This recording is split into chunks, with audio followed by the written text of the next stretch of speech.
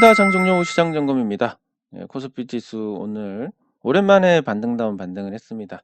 오늘 반등의 의미를 굳이 부여를 하자면 아무래도 이 이전에 처음에 자연 반등이 있었던 이 저점 위로 올라갔다. 그러면 이게 3일 안에 또 회복을 했으니까 저점을 훼손했지만 질적으로 아주 나쁘다라고 보기는 어려운.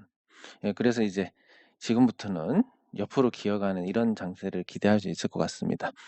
그리고 항상 그렇지만 제가 어떤 인간 지표 역할을 하는 부분이 뭐냐면 이 종목을 까기 시작합니다. 예. 그리고 개같이 깝니다. 또 깝니다. 근데 이게 만약에 그 종목의 주가가 내려간다. 그럼 저도 제 말이 맞았다 생각하니까 여기 이제 더 또 신나게 까기 시작합니다. 그러면 이제 반등이 나옵니다. 지금 LG 에너지 솔루션이나 이런 종목들이 그런 양상을 보이고 있는데, 그래서 제가 혹시라도 보유 중인 종목을 까내린다. 저 나쁘게 생각하실 필요가 없습니다. 네. 그래서 오늘 시장 반등은 표현을 하자면 이 가뭄의 단비 같은 그런 반등이고, 뭐 개인적으로도 이제 거의 이 고통이 끝나고 있습니다. 그 뭐냐면 이제 제가 모 지역에 투자를 한 게 있는데 이게 리스크가 너무 크다 보니까 거의 뭐 혼자 들어갔습니다, 여기. 혼자 들어갔는데 이게 이제 지금 지가가 많이 올랐습니다. 땅 작업을 할 때도 뭐 우연히 그냥 여기도 하나, 보통 이게 땅을 사들이려면 악성이 생겨가지고 그런데 호텔 짓는 자리, 호텔 분양이 안 돼가지고 인수를 하고 주변에 모텔 몇 개 사고 여기 타일 공장 사고 뭐 이렇게 해가지고 국공유지 사고 뭐 이렇게 해서 요 네모 반듯한 땅을 만들어 가지고 이제 아파트를 짓는데 여기다가 이제 제가 그 대주로 투자를 했습니다. 근데 요 지가가 지금 한 70% 상승을 했습니다. 그 사이에. 상업용지다 보니까. 그리고 이게 또 해수욕장에서 제일 가까운 거리에 고도 제한이 없습니다. 그렇다 보니까 이제 이 사업체를 팔라고 하는 제안도 많이 들어와서 아마 뭐 늦어도 한 10월, 11월이면 제가 이제 이제 진짜 다 죽었다 생각을 하고 있는데 10월, 11월만 되면 자금이 잘 풀릴 것 같습니다. 물론 그 전에도 회수되는 자금들이 있는데 그건 일단 먼저 해드리는 걸로 뭐 그렇게 생각하고 그래서 뭐 지금 시장도 그렇습니다. 그 10월, 11월이라고 하는 거고 시장은 언제부터 조금 방향을 잡기 시작할 것 같냐면 한 9월 정도로 예상을 할 수 있습니다.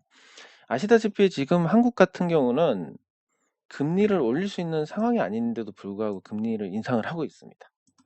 물가가 오르니까 금리 인상해야 된다. 아니면 여유가 있을 때 금리 인상을 해놔야 된다. 물론 맞는 얘기입니다. 맞는 얘기인데 그 일본에 대해서 우리가 잘못 해석하고 있는 부분이 있기 때문에 그거에 대해서 제대로 해석을 한다면 지금의 금리 인상의 문제가 심각하다라는 것을 인식을 할 수 있습니다. 뭐냐면 일본이 지금 거의 30년째 그 거의 저성장입니다. 성장을 못했습니다. 30년째 일본이. 그리고 이 30년째 성장 못한 건 1989년까지 거품이 아주 심하게 꼈기 때문에 89년에 네 그래서 있었는데 그 뒤에 이제 금융 정책으로 제로 금리를 하고 30년째 그래서 잃어버린 30년이다 이런 얘기가 있는데 만약에 일본이 이때 제로 금리 정책을 안 했다면 어떻게 됐을까? 그러면 정말 이 가치를 지켜내지도 못했습니다. 제자리에서 30년째 가치 방어에 성공했다라는 거지. 이게 제로 금리를 안 할 수 있는 상황이었다. 뭐 그런 걸 장담을 못 합니다. 그러니까 데이터가 나와 있는 이 고령화에 접어드는 데이터가 나와 있는 유일한 국가입니다. 일본이. 그래서 제로 금리로 그 가치를 지켜냈다라는 걸로 본다면 지금 한국에서 금리 인상을 한다? 이거보다 훨씬 못할 가능성이 크다라고 봐야 될 겁니다. 그리고 현재 지금 이제 우리 경제 상황 본다면 어떤 게 지금 문제냐면 외환 보유고가 다른 국가들하고 달리 심각하게 줄어들고 있습니다. 그 11월에 53억 달러 감소하고 7억 9천만 달러, 15억 9천만 달러, 39억 6천, 85, 2월 달에는 2.4억 달러가 증가하긴 했습니다.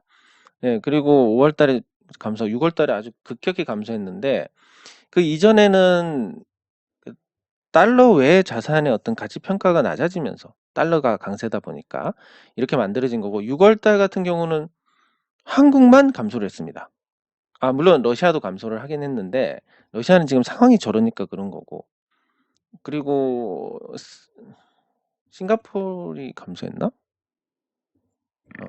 여기 점점 이제 기억력이 나빠져. 싱가포르가 감소를 했는데 싱가포르는 GDP 대비 123% 외환 보유고를 갖고 있습니다. 네, 그래서 사실상 우리만 지금 외환 보유고가 급격히 감소를 했다. 그럼 지금 어떤 문제가 있냐라고 하면 지금 환율에서 워낙 강세에 대한 부분, 환율을 그냥 내버려 둬야 되는데 지금 1,300원이면 많이 심한 거 아니냐 생각하실지 모르겠지만 요거 기준을 보시는 게 아니라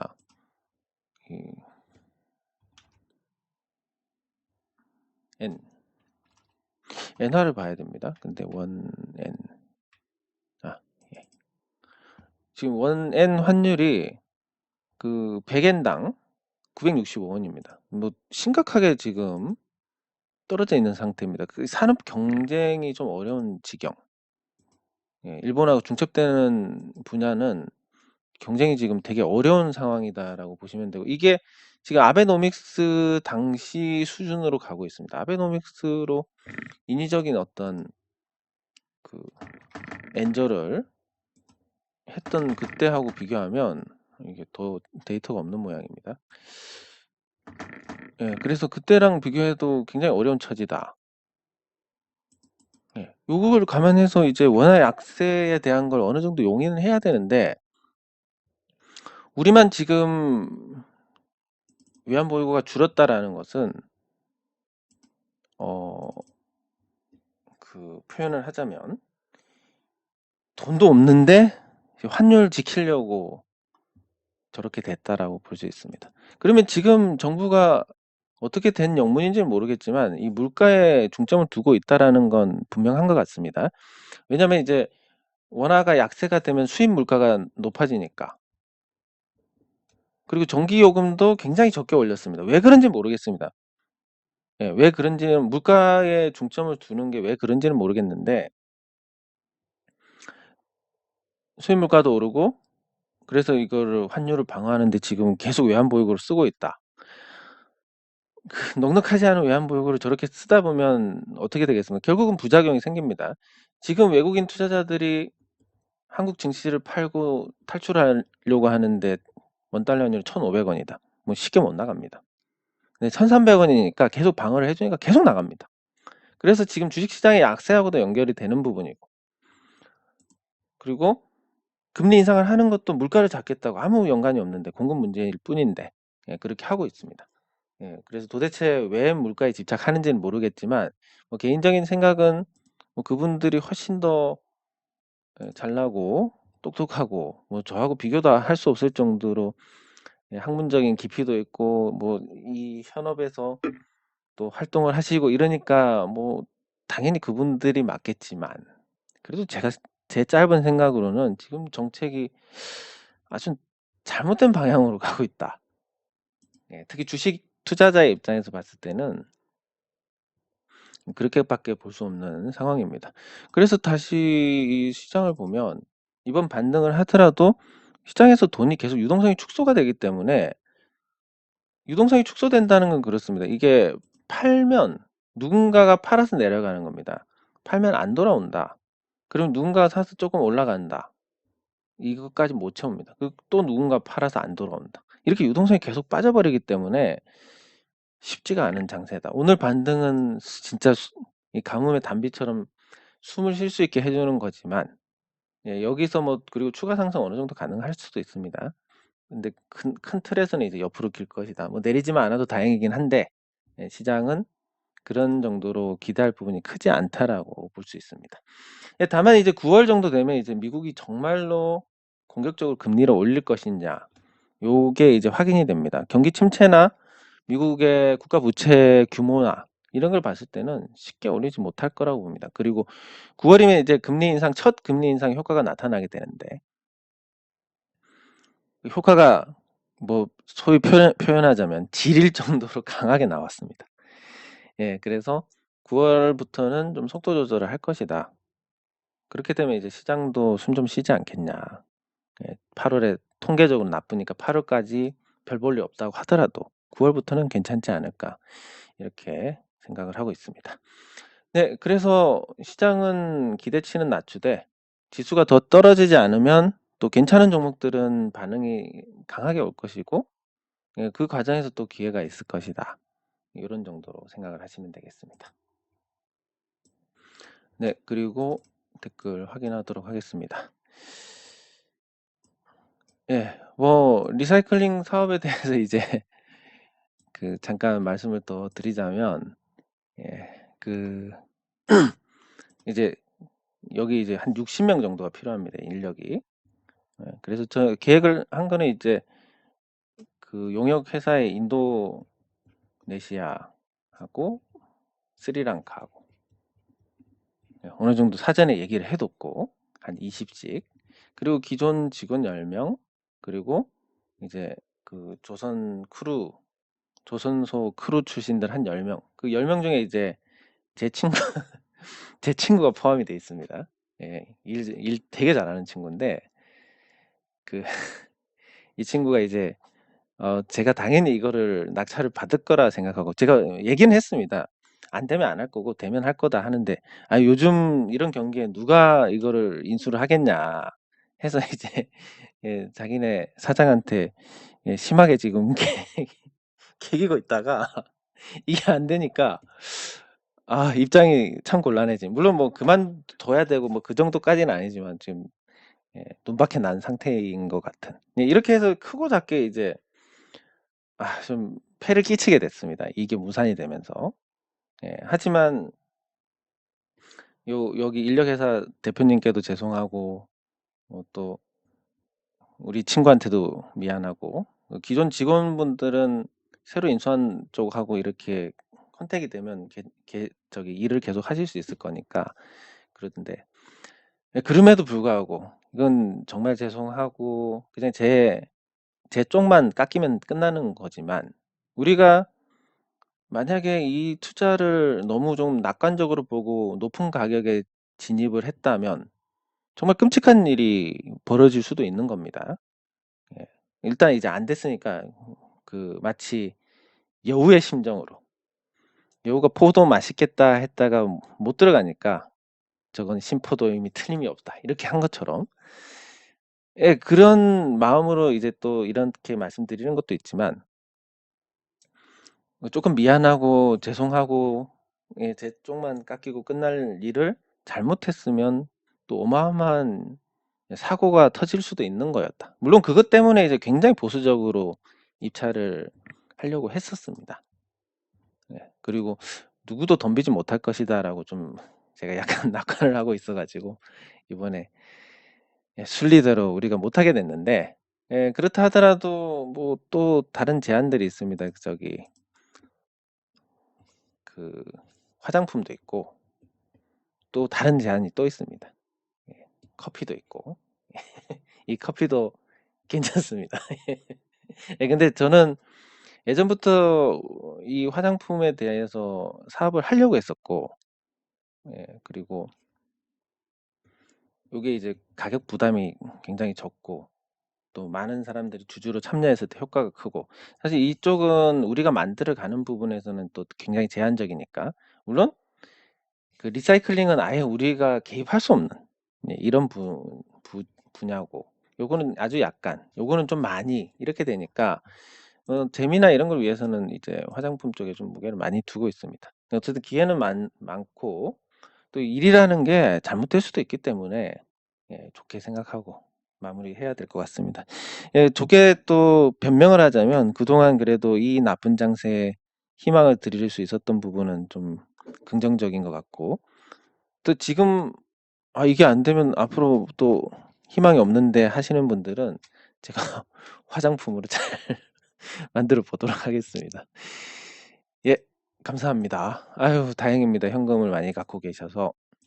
네, 감사합니다. 감사합니다.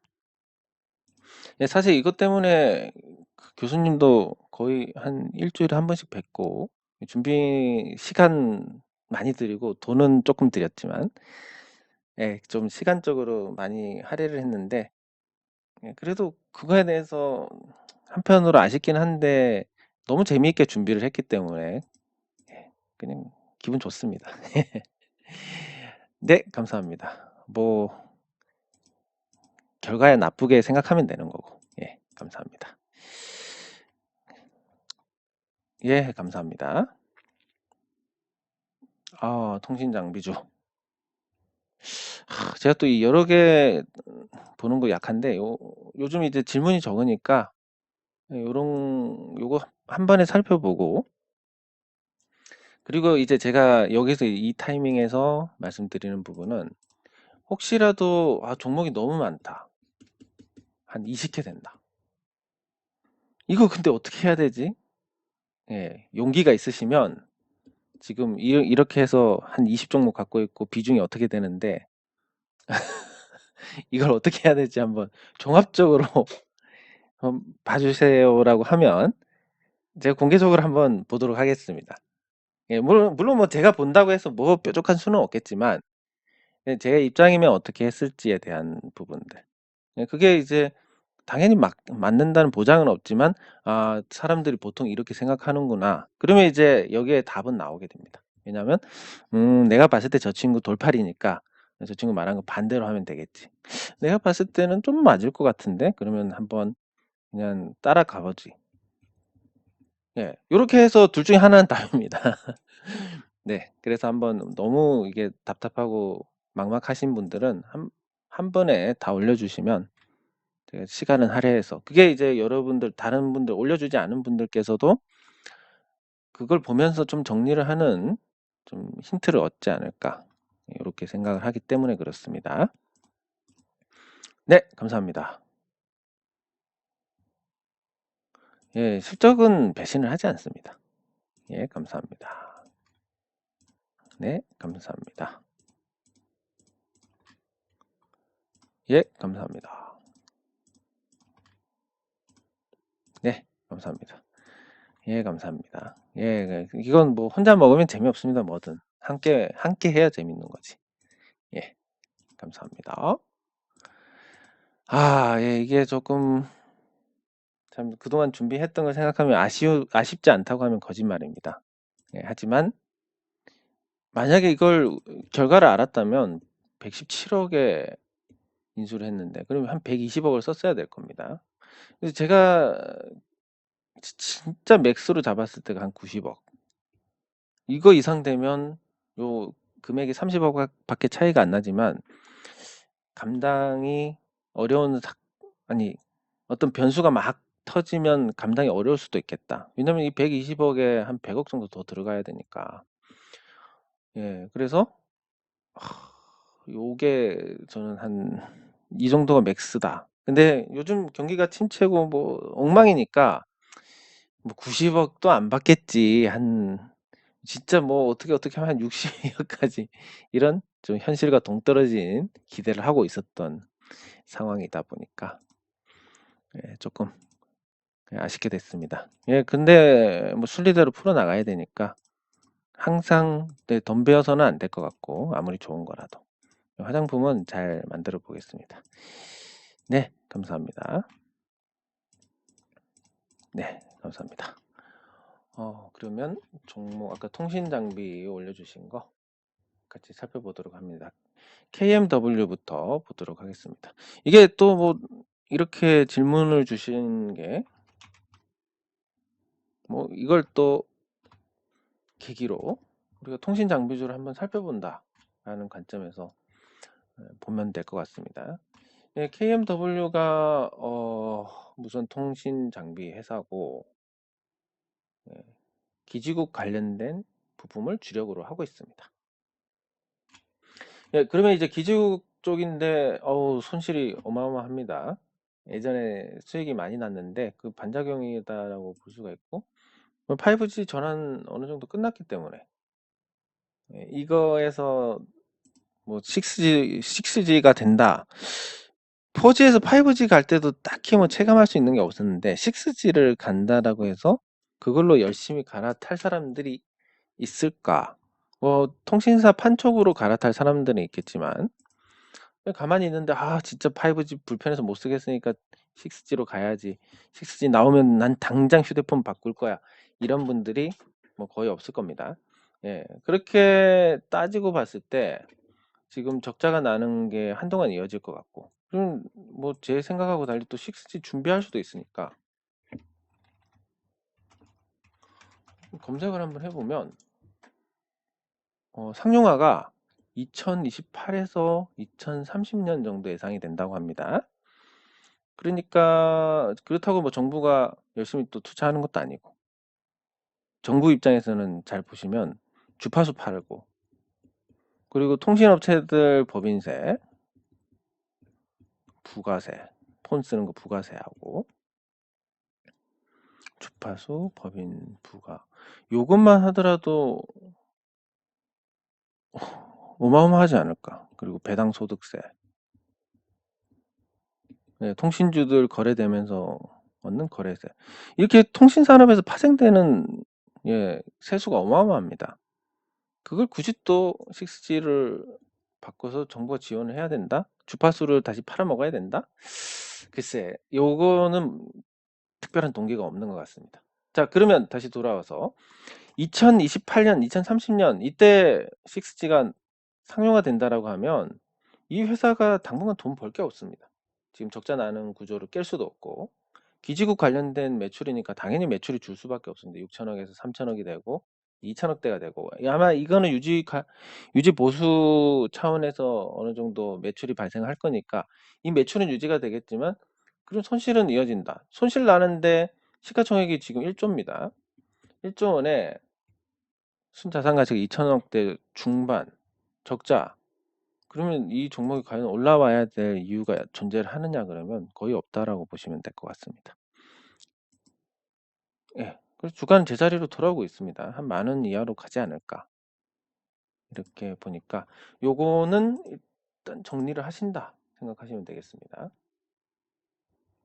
에이스테크 그리고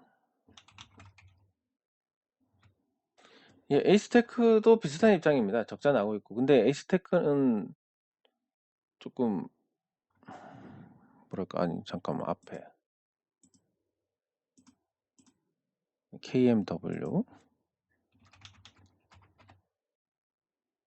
이제 KMW 흐름이 조금 났습니다. 그리고 에이스테크 마우스가 말을 안 들어가지고 한 번 누르면 2번 더블 클릭이 돼요. 에이스테크는 적자의 상태도 안 좋고 순자산이 계속 깎이고 있습니다. 그러면 이제 이 속도로 깎여 나가면 여기 보시면 자, 연간 기준으로 자, 만약에 특별한 어떤 반전이 없으면 600억 적자나고 300억 적자나고 이게 유지가 된다. 300억, 300억.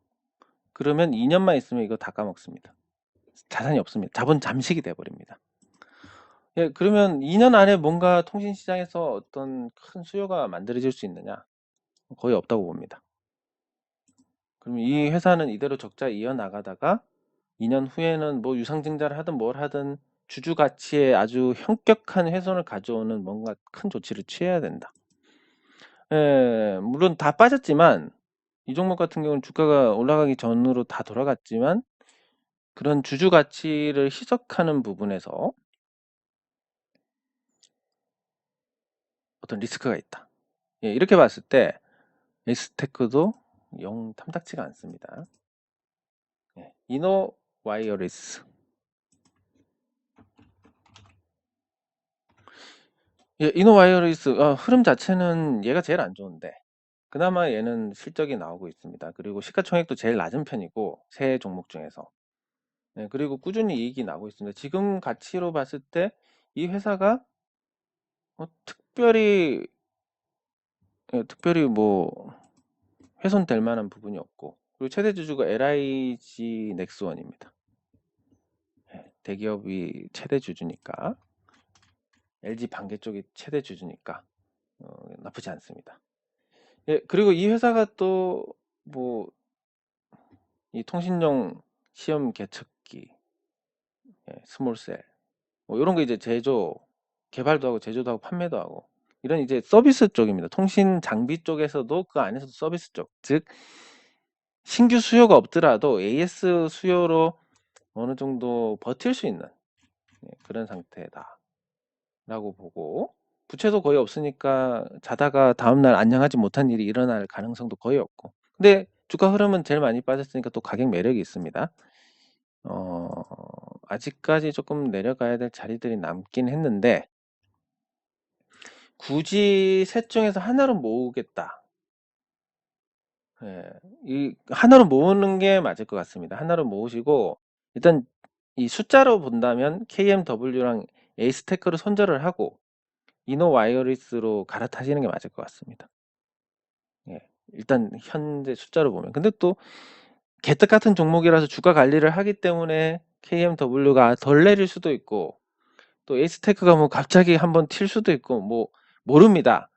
중간중간에 평가를 계속 내리다 보면 이런 조언이 개똥도 아니다 이런 판단을 내릴 수가 있는 상황이지만, 제가 이제 시점을 말씀드리면 말씀하신 한 1, 2년 뒤를 보면 이걸로 뭉쳐 놓는 게 그나마 낫겠다.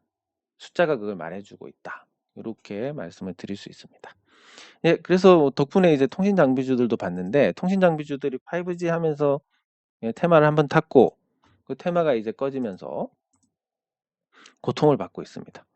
예, 그래서 항상 말씀드리지만 주식을 싸게 사지 않으면 무조건 재앙을 얻어 터진다.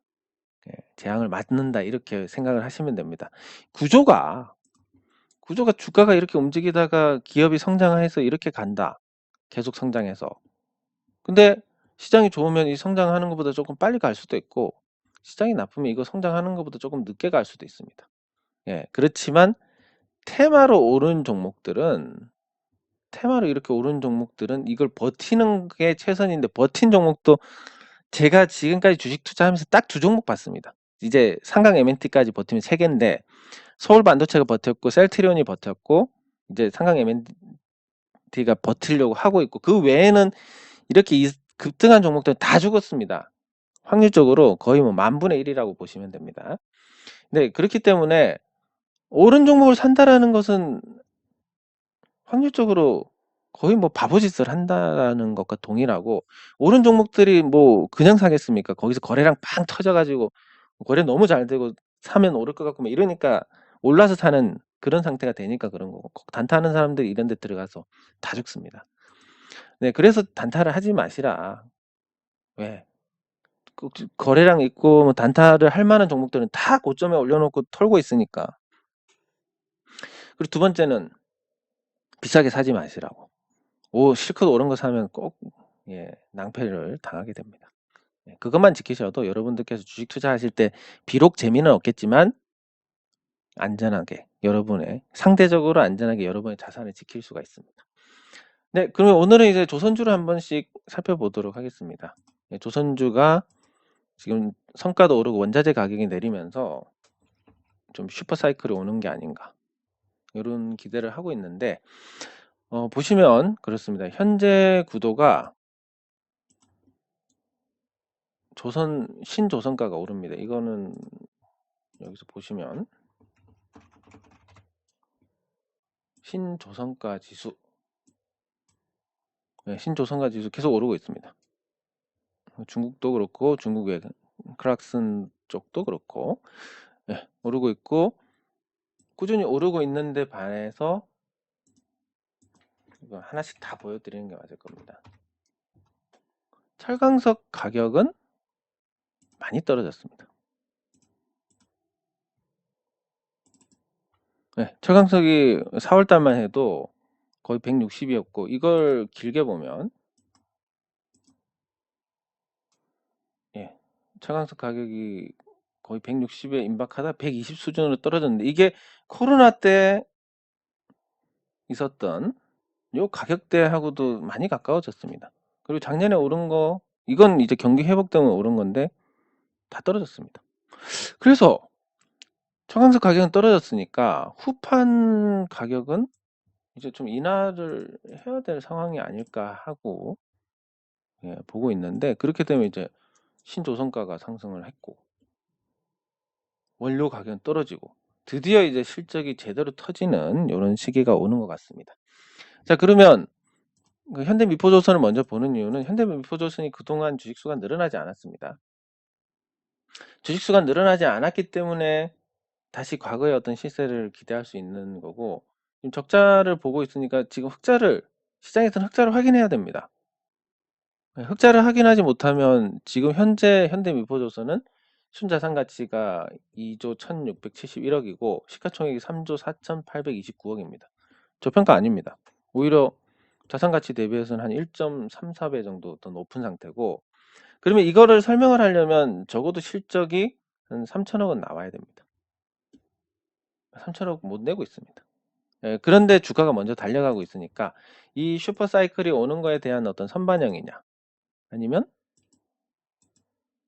슈퍼 사이클이 오는 게 아니라 이렇게 가다가 주가가 꺾이느냐 예, 이런 건데 저는 슈퍼 사이클 쪽에 약간 더 무게를 둡니다. 그래서 현대미포조선이나 조선기사제 종목들은 이번 조정에서 많이 싸졌기 때문에 괜찮을 것 같습니다. 그리고 조선 쪽은 항상 그렇지만 다른 산업도 마찬가지입니다. 전방주가 달려야 이제 후방주가 달립니다.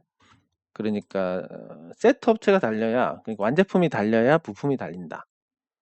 네, 이렇게 보시면 되는데 근데 이 완제품 만드는 회사 중에서 현대미포조선 제외하면 주식 수가 그동안 유상증자가 지금 너무 많이 늘었습니다. 쉽게 못 달립니다. 근데 지금 조선 산업은 좋아지고 있다. 그러면 예전에는 항상 이게 달리고 부품이 달렸는데 이번에는 부품이 먼저 달릴 수도 있겠다.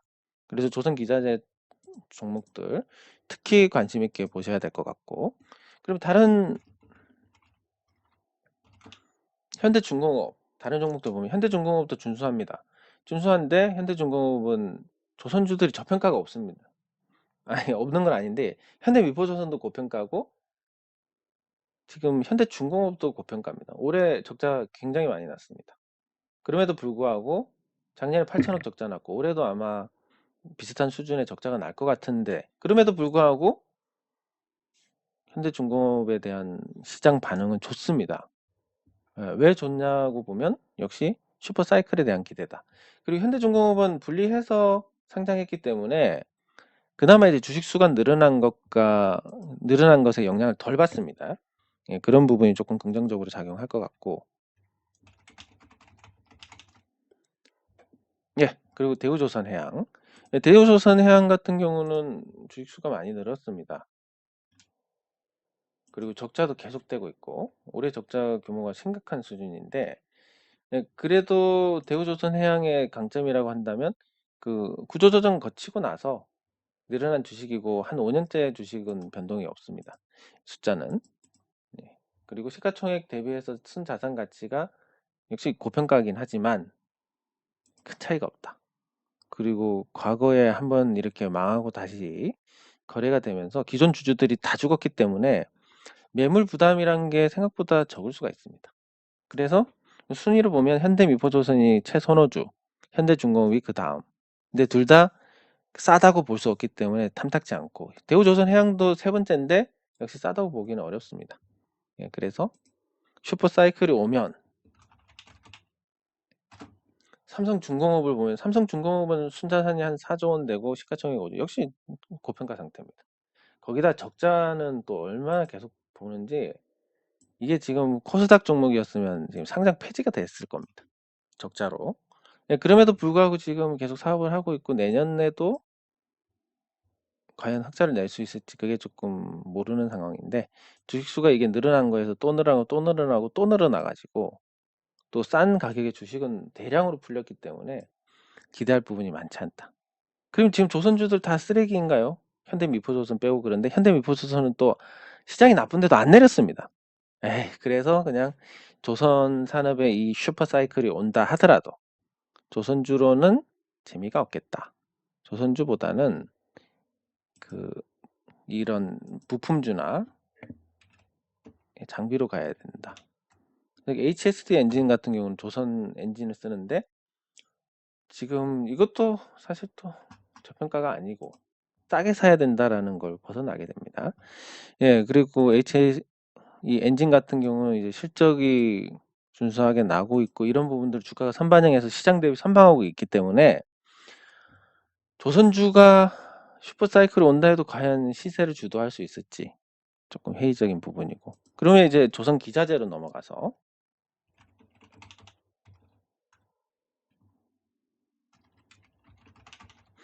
창강 MNT도 조선 기자재인데 고평가되어 있습니다. 그리고 SK가 인수하는 게 불발이 될 수도 있다 등등 뭐 많은 소문들이 있는데, 예, 뭐 그걸 제외하고 보더라도 뭐 풍력에서 괜찮고 조선 기자재까지 괜찮아지면 상강 MNT가 이전에 볼 수 없었던 큰 실적을 낼 가능성은 충분히 있을 겁니다. 네, 근데 문제는 이제 주가가 먼저 달려서 반응을 해버렸다라는 거. 그러면 이제 다행히 그렇게 실적을 내주면 본전치기는 하는 거고, 실적 못 내면 떨어지고. 지금 이미 올라 있는 상태라서 선택지가 좋은 게 없는 상태입니다. 네, 그러다 보니까 조선 기자재에서 상강 MNT를 빼야 될 것 같고. 그러면 이제 나머지 이제 대창 솔루션을 보면, 네, 대창 솔루션은 주가가 내려서 이제 가격 매력이 조금 있는 상태입니다.